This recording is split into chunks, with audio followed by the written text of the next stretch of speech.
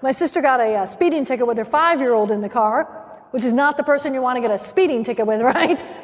After the cop left, her daughter's like, well, Mommy, how do you know how fast to go?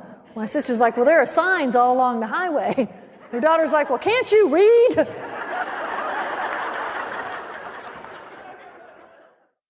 Today I've got a quick podcast, but it's an important one. Over 20 years ago, I decided to move to Los Angeles from Virginia. I half wanted to and half didn't. I mean, I love Virginia and my family and friends were there, but for my career, I wanted to give it every chance I could to be seen by someone in the entertainment industry. I didn't think that working comedy clubs along the East Coast would do that, so I figured I'd go to LA. Now, I was excited, terrified, and sad all in one. The day before I left, my sister Debbie gave me this small handheld electronic Rolodex.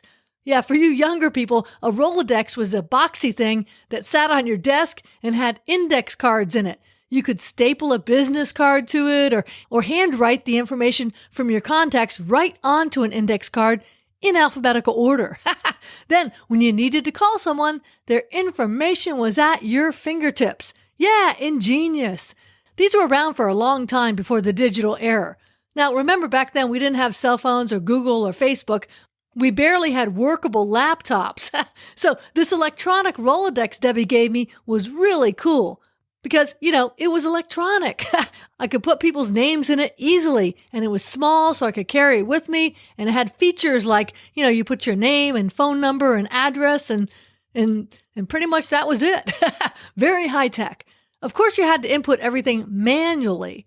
My current database and Rolodex had consisted of pieces of paper in a pile. God forbid I spill a drink on them, but that was my database, scraps of paper. So on my 4-day drive out to Los Angeles, when I was moving there, I spent every night inputting these names into the Rolodex. I can vividly remember sitting at a fast food restaurant for dinner and focusing on that Rolodex. It was a pretty big task because I had lots of names and it was a small device with a tiny keyboard. It took hours, but I really enjoyed it. Now, of course, I didn't have to have all the names into the Rolodex before I got to LA, and getting them all in there actually wasn't my goal.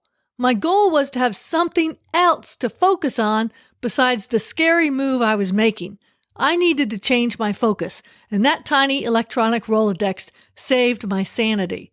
I share this short, kinda insignificant seeming story because now more than ever, we need something else to focus on besides the scary news we're getting every day. You don't have to put your head in the sand, and you should stay aware of things, but my takeaway tip today is to find something that you enjoy doing that takes your total focus, and then do that every day for several hours. Immerse yourself in some project that you always wanted to do, and really dig in. Let the rest of the world go on without you for a bit. Giving your total focus to something else besides the news may just save your sanity. I know that little electronic Rolodex project saved mine.